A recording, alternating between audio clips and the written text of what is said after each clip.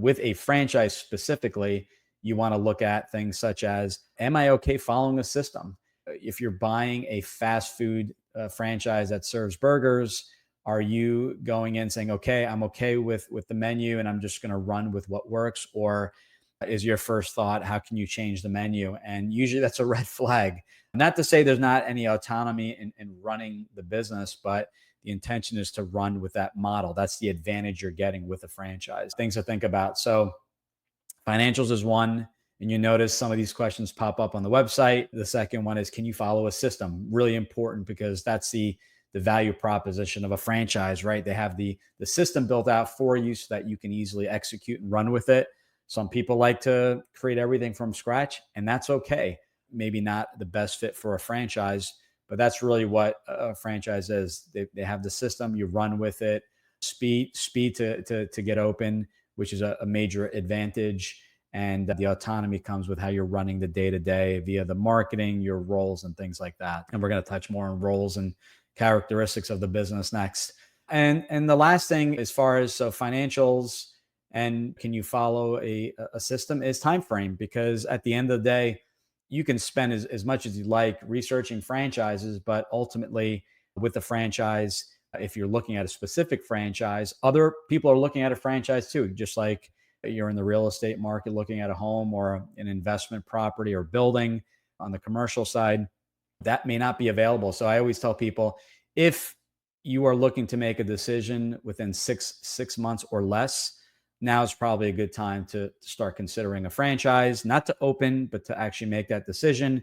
Further than 6 months, if it's a year or two, it's okay to start the process, but not maybe dive into specific brands, because we don't know what's going to be available in the next year or two. So that's something also to think about, is that with the franchise, it's going to be a location or a specific territory, and other people are going to be looking at that as well. So consider those three bullet points. I think is going to be super beneficial, and hopefully you're getting a lot of takeaways. And again, if we're working together, we're going through all this, we're spending a lot of time, and that's done on our first call, which is that 20-minute intro call. So we'll figure out together kind of your current situation, what you're looking to accomplish, expectations of a franchise.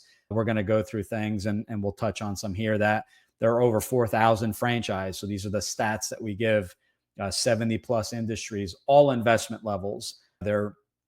If you can think of a business model, there's a franchise, and not every franchise is created equal. So we go through that as well, and typically 20 minutes or less. Assuming how that call goes, if we both agree that a franchise may be a good fit, we schedule a second call. And prior to that second call, we send out a survey or a questionnaire that will give us a little bit more insights on your background, your experience levels, what your skill set is. Not just you have experience in the roofing business, but is it that transferable skill set of sales and things like that? So that it'll go through there. Will you have partners?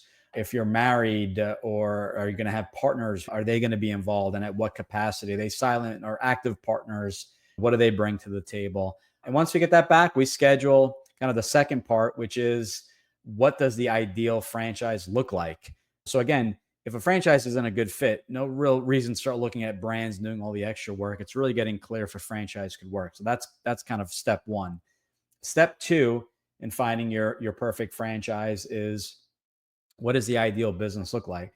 Now, this is really reverse engineering the process, because what most people do is they'll look at a company like McDonald's or Subway and say, okay, back in the day when I started looking, Subway was, I think, one of the top selling franchises at the time.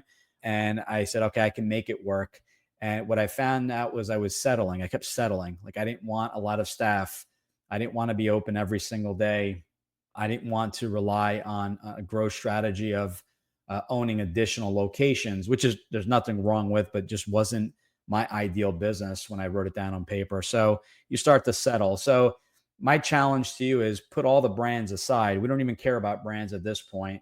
Is to set up a 60-minute consultation call. And if you're doing it on your own, and really if you're kind of listing out what the ideal business looks like. So let's go down some options. What is your role in the business? Are you going to be a full-time owner, leaving your full-time job, or are you going to be running this part-time? Semi-absentee, you've heard that term. I've talked about it on previous episodes. Will you be relying on a general manager Not all brands will require a general manager. Some can be run on your own without staff, maybe a few contractors, but are you okay with a manager? And if you are, keeping in mind that will increase your investment because now you have an extra salary.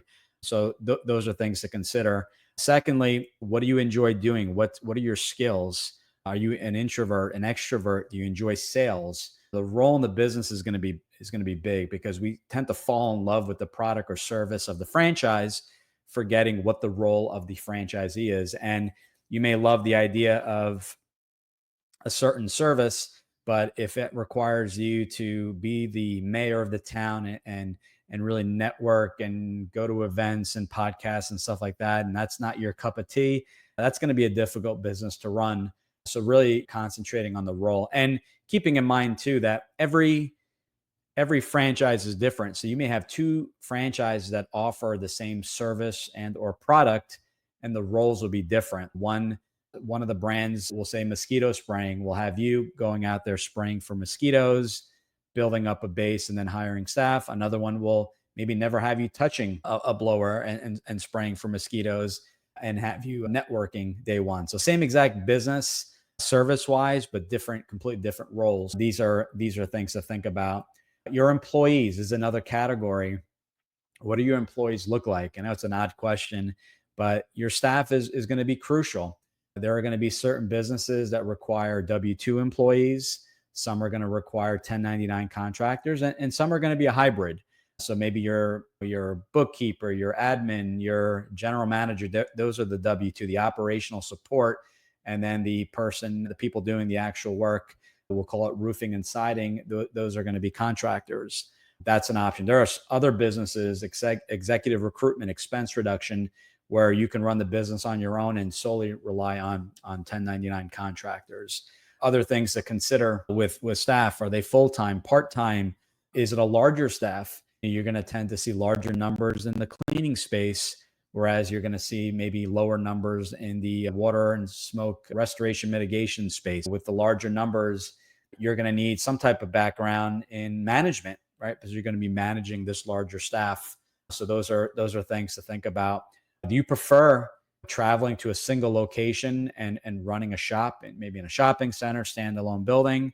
Or do you prefer the flexibility of working from home where you're offering a service at a commercial property, residentially, cleaning, gutter cleaning and repair and replacement, roofing, painting, all that kind of stuff? So those are, again, the differences there. And I'm not going to say one is better than the other, but you have to look at, okay, at the end of the day, if I prefer the brick and mortar model, what is the growth strategy? And the growth strategy is simply to add on the additional locations. So that's something to think about. So once you hit certain capacity, that each location can generate X, how many of those locations are needed, factoring in what it costs to open up each one, versus a service-based type of business where you're territory-based. So if you're buying one, two, or three territories of a specific brand, you're going to essentially incur some additional discounted, usually franchise fees for those additional territories, just like you would pay with the brick and mortar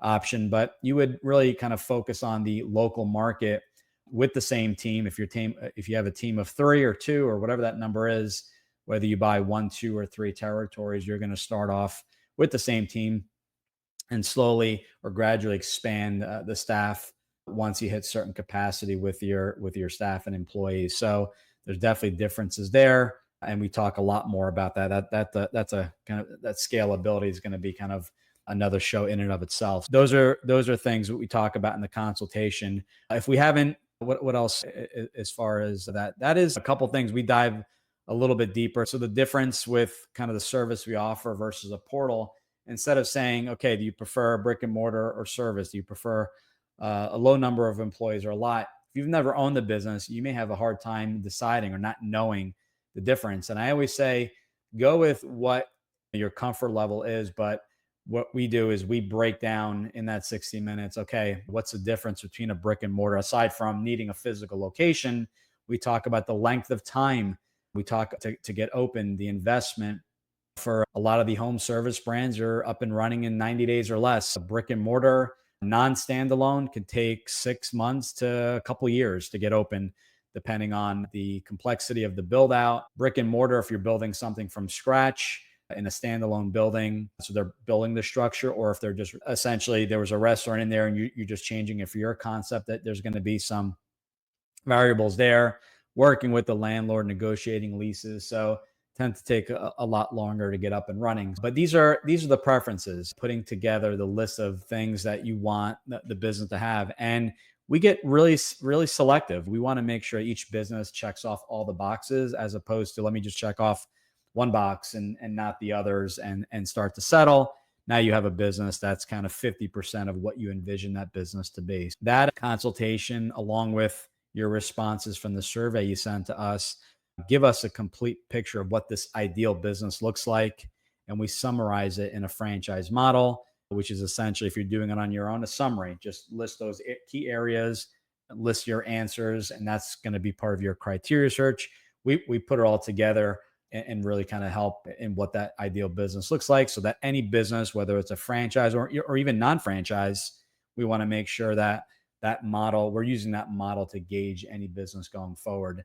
Between this call or the second step, the consultation that we just wrapped up here, we also want to talk about funding. I always recommend speaking with a funding company directly. Have your financials together. We work with a company, both Benetrends or Fran Fund are two companies we work with, and they'll do a free, no cost analysis. There's no hard credit check. Usually it's a soft check to see kind of what you qualify for. They'll go through options like SBA, government backed loans. Believe it or not, there are some brands out there that, once approved by the SBA, will offer 100% financing. Not common, but there are a handful of brands that will do that. Typically, 20 to 30% is what you're looking to put down. Just say an average service-based brand is 150 to 200,000 all in, which is essentially the 90 days of operation, working capital, franchise fee, and all the costs involved to get the business up and running and to run for 3 months. We'll round it up, just say 200,000. You're looking at about 20 to 30%. So 40 to 60,000, and that 40 to 60,000 would be the down payment, and then the rest would be financed via the SBA. The use of retirement assets, that's Rob's plan, rollover business startup, and those plans you get to utilize previous employers' 401k, an old traditional IRA, not a Roth IRA. If all your money's with your current employer, those funds will become qualified after leaving the employer. So something to think about as well. Some people use a combination of a retirement rollover and an SBA loan, and Benetrends or Fran Fund will be able to walk you through the process. Kind of like when you're buying a home, want to make sure that everything is in line, that you're qualified and looking at brands that you qualify for financially. But just because you qualify for up to $500,000, your comfort level may only be 200,000. So getting clear on what you qualify for and then what you're comfortable with are two different things. But knowing these are the rates, these are going to be my payments. So going back to the 100% financing, that's great. Maybe it's no money down, but it's going to inflate your monthly payments. So you need to be aware. And when putting together your pro forma, you're going to have that service to debt, what that monthly payment is.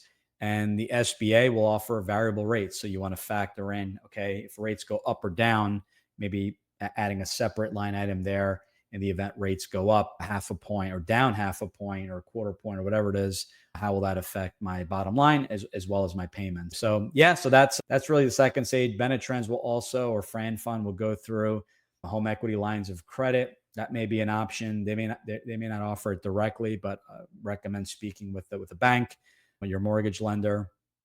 There are options where you would work with your financial advisor and take a loan on your investments without having to sell them and incur commissions and capital gain and things like that. So you can take a loan on your money, keeping in mind you want to avoid and be aware of margin calls depending on what your investments are in. But these are typically for non-retirement investment accounts, and they spend a lot of time. You're looking to invest a couple calls, an hour or so. You'll get your credit, what you qualify for, all the options, and it may be a combination. But just like buying a home, you want to be very clear on what you can afford, because that alone may rule out certain brands or brick and mortar if the maximum loan is under a couple $100,000. So those are Those are things, and we're building here, right? This is a process, and this is really the order to do it. And because this way, by getting selective, knowing your comfort level, what you qualify for financially, what the ideal business looks like,